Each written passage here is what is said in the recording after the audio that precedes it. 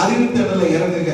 சாதாரண என்டர்டைன்மெண்ட் ஒரே ஒரு சதவீதம் தான் இந்த லேப்டாப்போட ஃபீச்சர்ஸ். உலகத்தை உங்க கையில கொண்டாந்து வைங்க. அதை ஒரு என்டர்டைன்மெண்ட் பொருளாக மட்டுமே பார்க்காதீங்க. அதை ஒரு அறிவு பொருளாக பாருங்க. எப்படி இதை வச்சு நாம யூஸ் பண்ண முடியும், எப்படி ஆரம்பிச்சார்.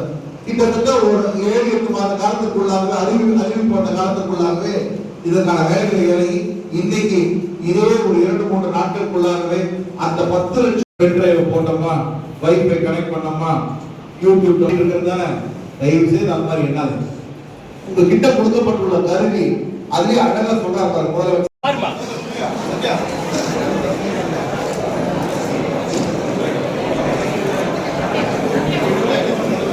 முதல்ல